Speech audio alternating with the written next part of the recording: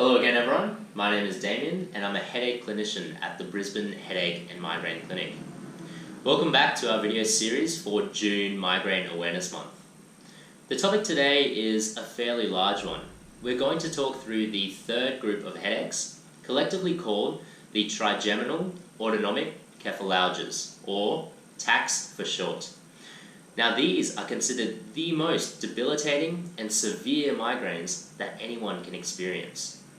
So, within this third group, we have four main primary headache disorders, and you may have heard of these in the past. They include most commonly cluster headache, paroxysmal hemicrania, short-lasting unilateral neuralgiform headache with conjunctival tearing, or SUNCT for short, and lastly, hemicrania continua. Do you know whether you suffer from these headaches? These headache types all present very similarly, with only little differentiating factors that separate them.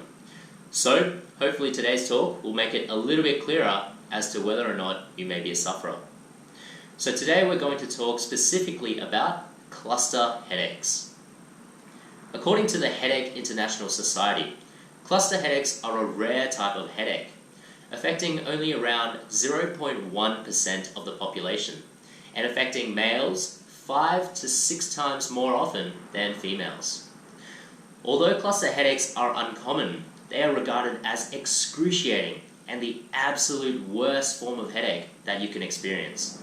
Because of this, they are sometimes referred to as the suicide headache. The pain experienced is of a severe to extreme nature and has been reported by female sufferers to be worse than the pain of childbirth. Attacks occur in clusters, with the duration of attacks anywhere from 15 to 180 minutes, and may occur anywhere from 8 times per day to once every second day. The cluster can last for weeks or months, followed by weeks or months of remission, i.e. headache-free periods. It affects one side of the head, with pain most commonly around, behind, or above the eye and or the temporal region. Associated symptoms can include red and watery eye, runny or congested nose, and swelling and drooping of the eyelid. Patients may also experience sweating of the forehead and the face on the side of their symptoms during an attack. So, what is the cause of cluster headache? As with many forms of headache, the cause of cluster headache was previously unknown. Medical professionals have been prescribing medications such as triptans, which have been effective at relieving the pain if taken early enough to catch the headache. The effect of triptans, as most doctors originally thought, was that it predominantly works by helping prevent dilatation of the blood vessels in the head to stop migraines. However, recent studies have shown that dilatation and expansion of the blood vessels are no different to those suffering from a migraine and those who are not. More importantly, the physiology of blood vessels in the head during a cluster headache does not expand, yet patients still benefit from medications such as triptans. So, what is going on? Research that has been conducted over the last 15 years has found that the primary contributing factor of cluster headaches can potentially be a disorder originating in the neck, specifically a fault in the upper cervical spine, resulting in a sensitized brainstem, which can then induce cluster headaches.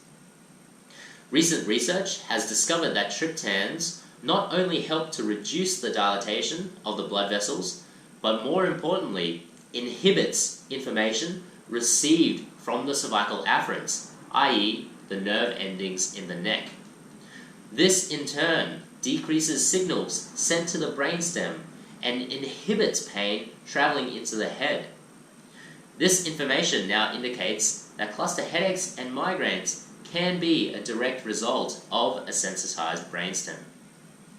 Here at the Brisbane Headache and Migraine Clinic, we are experts in treating headaches and migraines, as well as cluster headaches.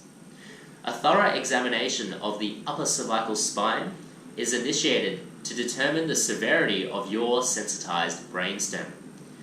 If you have been found to have a sensitized brainstem, and that to be the cause of your cluster headaches, then treatment can begin. The best part about the treatment is that it does not require the use of medication, nor any surgery. It is non-invasive and it is completely safe. Hopefully today's video gave you a better idea about cluster headaches. Again, if you are a headache sufferer, or if this sounds like something that you experience, we can help. So, feel free to leave a comment below or message us directly, or you can give us a call on 1-800-HEADACHE to get started on treating your headaches and migraines. Thanks very much for listening in today, guys. I'll see you in the next video.